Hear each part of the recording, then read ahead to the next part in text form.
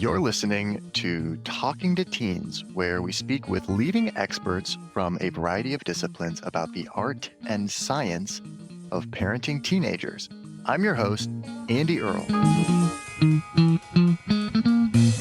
We're talking today about how to instill interest and curiosity in our teenagers and the central role that interest plays in developing self-esteem. Research suggests that interest and enjoyment are the two key positive feelings that motivate our teens and will equip them with a sense of purpose. But so often, situations that our teenagers find themselves in actually squash these feelings. We all need to get better at helping our teenagers turn negative feelings into a feeling of interest and curiosity. And today, we're looking at some research-based strategies for exactly how to do that. Our guest today is Paul C. Holinger. He is a professor of psychiatry and the author of multiple books, including Affects, Cognition, and Language as Foundations of Human Development. Paul, welcome to the Talking to Teens podcast. Thank you for having me and all the people that do this kind of work. I'm thrilled with what you're doing. It's absolutely terrific. Thank you. Likewise, I think we have some fascinating discussion today. I've been reading through your book on affects, cognition, and language as foundations of human development. Pretty interesting research that you cover in this book, and I'm really interested to dive into it. So talk to me a little about that. Or where did that come from? How did you get into doing this work, and why affects, cognition, and language? Why was that the topic you wanted to write? Yeah, we'll get into that. This triad seems to cover the waterfront. Do you want to get into physical punishment in particular? Because that's where the triad really comes out. So maybe that's a decent place to start. Interesting. I am curious It's fascinating. for our listeners who maybe just need to start at square one. What is affect and how does it work? Our feelings. There's a long history to the term affect in psychoanalysis. My training is psychiatry and psychoanalysis. There's a very interesting flow of how to understand feelings. A fellow named Sylvan Tompkins comes along in the 1980s and 90s and really helps us to understand it. The kinds of things that cause us to be angry, interested, joyful, fearful, and what triggers it, what are differences. As I started playing around with this over time, there seemed to be a triad that we'll talk about. Feelings, that's cognition, thinking, and reality processing, and then language. How do you put it into words? That's where things come out when you work with children. But first is the feelings. So we're born with certain feelings, certain responses to stimuli, and then cognition can set in. We can think about things, and here's where the punishment part comes in. Finally, how do we put it into words? And that's the crucial part. Can we put it into words? That's what therapy is all about, putting these things into words. So with punishment, it's really quite something. Let's define it. The use of physical force to cause a child bodily pain. Spanking, shaking, paddling, squeezing, washing a child's mouth out with soap, beating, kicking, burning, all aspects of physical punishment. One wonders, what are they associated with? Here's where the research comes in, and very exciting. What are they associated with? More antisocial behavior, more impulsiveness and less self-control associated with physical punishment, worse parent-child relationships, more risky sexual behaviors as a teenager, more juvenile, more crime perpetrated as an adult, lower national average mental ability, less probability of graduation from college, high probability of depression, more violence against marital, cohabitating, and dating partners, more violence against non-family persons, more physical abuse of children, more drug abuse, more sexual coercion, and physically forced sex. So those are all the things that gets correlated with physical punishment. But it's so interesting because you think the more extremely you discipline kids, the more obedient, the more well-behaved, the more they're going to follow the rules and go along with authority. And so it's interesting or almost counterintuitive that more physical punishment leads to all of these antisocial behaviors that you're talking about here. Yeah, you'd think that. It turns out not to be so. We're going to talk about that a little bit.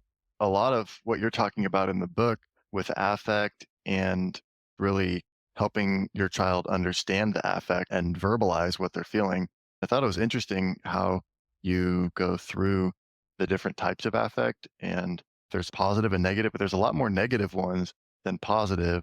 What are those, and what do we have to know about them? Let's talk about that a little bit because you're absolutely right. There are more negative than positive. And we have pictures in the books of the facial expressions. Interest is probably our most important. Or I tend to think of it as curiosity.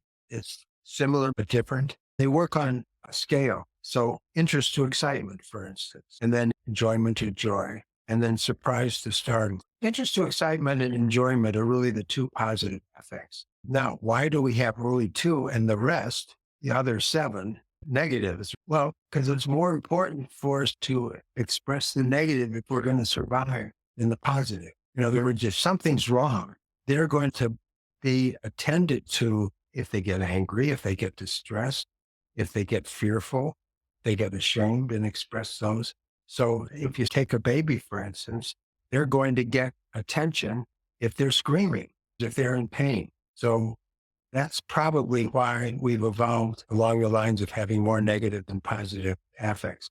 But the positive affects are huge in terms of what we need to do. And we so often forget that. And In a lot of ways, we're telling kids not to feel that or not to express that affect.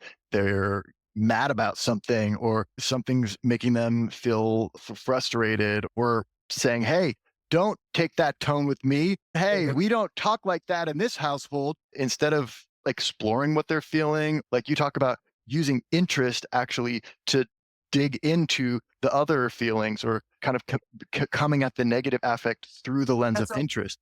that's what the whole point is. The negative affect, upset, mad, whatever. Let's try to understand what's going on. What triggered that? What was the disappointment all about? Why are you mad at me? It's okay to talk about it, except then it's where you get the punishment. If the child is out of control or mad or talks back, that's when a slap in the face or a slap in the butt or something like instead of just what you said. Let's explore it. What's behind that? There's a trigger behind that when it morphs into rage. Or what are you so ashamed about? It's an open window that we tend to ignore. And that's where the talking and the cognition comes in. If you're scared of something, don't be a scaredy cat. What is it that you're scared of? Is it the animal? Is it the noise? Is it the smell? What's causing that? Later, Curie said, life isn't to be feared, it's to be understood. When fear comes along, rather than heading in the other direction and increasing the fear, the gist is, how can we get interested in it? How can we understand it? And then we're back to just what you said, to be able to talk about it and put it into words and figure it out. And that's what's behind physical punishment, or that's the answer to it.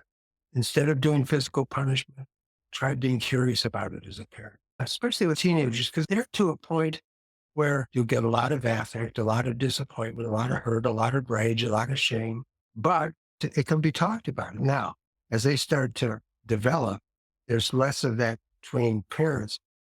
If you've got a savvy parent or some savvy friends, they can do that and try to get the person talking. If you shut it down prior to that with physical punishment, for instance, or just what you said, don't talk to me that way.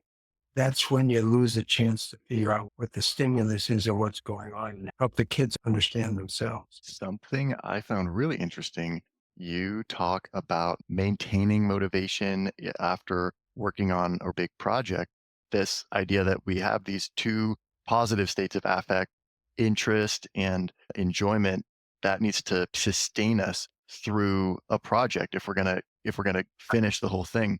You write that the interest involved may be the content of the project, or it might be in positive outcomes accompanying completion, such as a degree, a pay raise, or an honor. But if the interest is not sufficient, it may be difficult to overcome the negative affects of distress, fear, anger, and shame. Pick one's thesis, for instance. If you're really interested in it, that'll last you for a long time and maybe for the whole thing.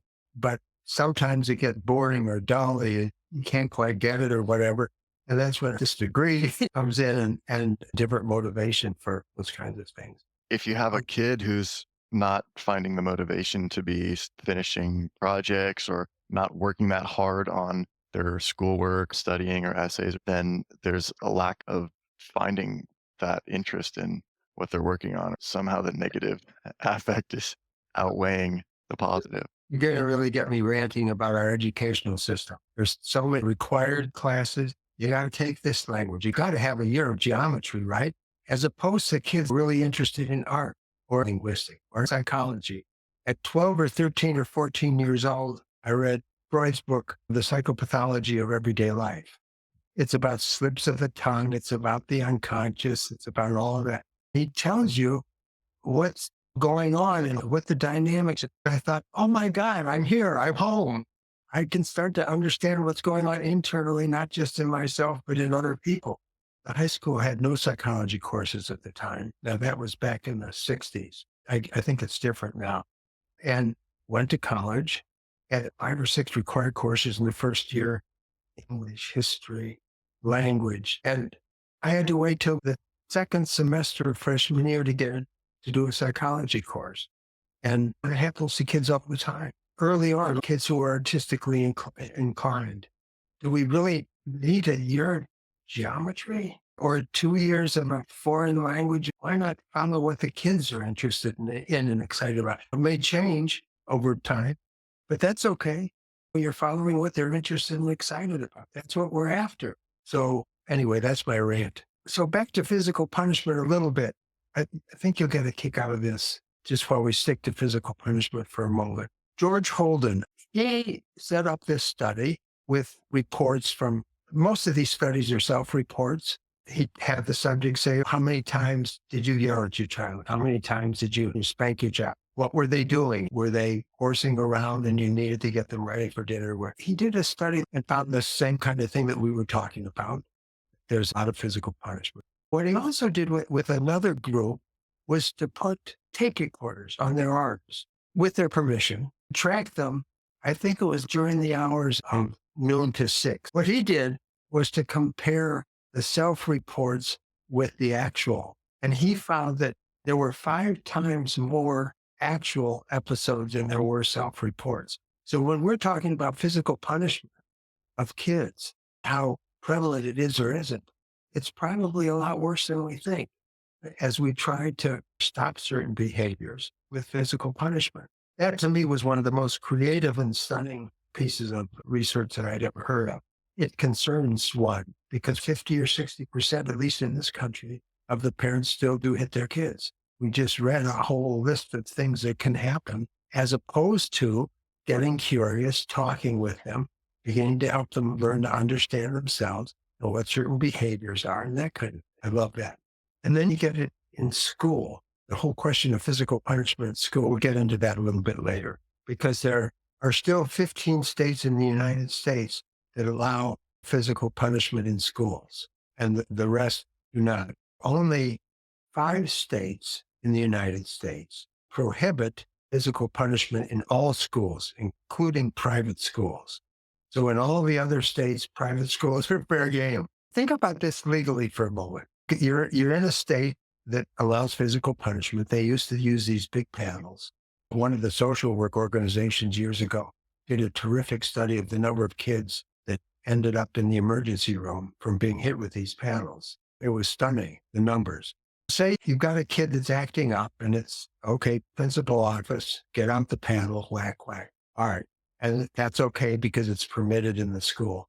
Take that same scenario about 5 yards outside the school on the sidewalk or something. Panel is now a lethal weapon and the action is assault and battery. So that's okay in the school, not outside of the school legally. We're missing something here in terms of our legal situation and the way we think about trying to control behavior. So we're back to what you brought up at the beginning. Why not try to ask them what they're upset about? Talk with them and get their feelings about it and help them put their feelings into words and find out what went wrong that morning that they went to school or they had a fight with their little brothers or that they didn't make the basketball team instead of just assuming.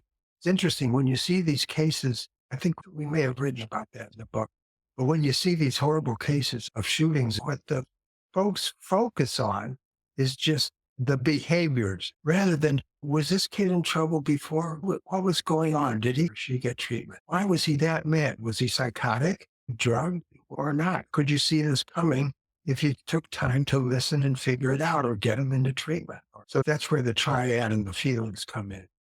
The key to all this, as you implied before, is what are the feelings, trying to understand the feelings. So back to the triad. That's the easy answer. Understand the feelings, just as you said, what's interest and excitement or enjoyment or fear or shame or anger and why and what's behind it. Now, with pre-verbal kids, you can't do that much, but you can get a sense of what they're upset about and you can start putting it into words for them. Oh, you're hungry and you really want something to eat. And I didn't give you the part of the cookie that you wanted and you're screaming at me and I'm sorry, but too close to tear, whatever. So you can even do it with pre-verbal kids. What's the second one? Cognition. Cognition is trying to figure out what the reality is and what is going on inside, what they're thinking about, how they're putting the feelings into words, reality processing. Now, all of these things, interestingly enough, this triad and verbalization have liabilities. It's not magic. With what's going on inside in terms of affects, we know that people can feel things or be taught to feel something else, not understand what they're feeling, or repress their feelings or project their feelings. So and so's mad at me. They don't like me. Well, maybe it's coming from inside of you that you don't like them. That's projecting the anger onto somebody else. It's not that I don't like them. They don't like me. All of these things have liabilities. Same with reality processing. That's an easy one in terms of, well, what's a classic example in law school? You've got a professor up there teaching the class, and suddenly somebody comes flying in from the outside, takes his papers and runs off the stage with them. Give them the class a chance to write down what happened, and you'll get 100 different versions of it. So reality processing is an important issue, and it's very difficult. Your reality is quite different from mine in certain situations because of our upbringing. And with words can be wonderful and explanatory, but they can also be very confusing. And just ask my wife and myself what her words mean to me and what mine mean to her, or maybe even the same words, may be quite different. So in this triad, there's a lot of information, but you've got to be aware that there's liability. And that's what makes it particularly interesting. You have a fascinating example in the book of how some of these things come together. It's a story about a friend of yours, Carol. She was 18 years old. She's barefoot and she's mowing the lawn. And her dad comes out screaming and yelling at her, Carol, stop, stop, stop, put your shoes on. And he's really, really angry. And that was a traumatic experience for her, something that she still remembers and really impacted her because it made her feel so bad. But really, at the heart of all this is just that he cares about her. He wants her to be safe. He doesn't want her to hurt herself. So he gets so worked up about it, which then makes her feel bad, like she let him down, like she's doing something wrong, mad that she's getting yelled at when she's just trying to help out. All these emotions that stir up to the point where now, however many decades later, she still remembers that as this impactful experience. But really, underneath all of it is just caring about her and wanting her to be safe. But sometimes we lose that. He couldn't step back and say, oh my God, she may cut herself. Fear often leads to anger. It's one of the common responses to anger. Try to morph fear into not anger, but rather interest and curiosity. Things are not to be feared, they're to be curious about. It can help an awful lot in terms of overcoming anger. So he was scared and he couldn't step back and say, oh my gosh, she's going to get hurt. And I want to go over and try to make sure that's okay. And what she got was this barrage of rage that she remembered years later. Paul, thank you so much for coming on the show today and speaking with us about this fascinating research and sharing these stories and ideas. It's been really interesting and helpful. I really appreciate what you're doing. Your program and conveying this to the outside world is wonderful. Thank you, Aaron. Appreciate it very much. The book is called Affects, Cognition, and Language as Foundations of Human Development. I encourage people to check it out. And Also curious where we can send people to find out anything else about what you're up to or working on. We've got a website, Parent and Child Resources. Also, What Babies Say Before They Can Talk, the other book from some time ago, which deals with younger kids and does a lot of what we're talking about in terms of affects, because a lot of this is pre-verbal too, in terms of what's going on and folks that can understand what the signals are and then respond. Kudos to you for doing all this. It's great. Wow, likewise. Yeah, you're doing some great work over there. So great to connect with you. We're here today with Paul C. Holinger, talking about how parents accidentally destroy our teenagers' interest and curiosity. And we're not done yet. Here's a look at what's coming up in the second half of the show. Don't squash their interests, because then you get rage and an incomplete child and adult, which is a problem. Boredom needs to be taken seriously and can be addressed either by talking to the person or anticipating, as we do with kids all the time. So she took paper towel and said, look at this. Look at how the milk crawls up the little tendrils of the paper towel. Isn't that interesting? Little girl turned out to be a world famous scientist. So focus on the interest. Try to be a little bit careful before you jump immediately to the fear and the rage and the anger. So often our initial response is we're frustrated, we're mad, we're at the end of our rope, but taking that second to just calm down, center yourself, and look for a way to engage interest and curiosity instead of something negative. Want to hear the full interview? Sign up for a subscription today. It's completely affordable, and your membership supports the work we do here at Talking to Teens. You can now sign up directly on Apple Podcasts. Thanks for listening, and we'll see you next time.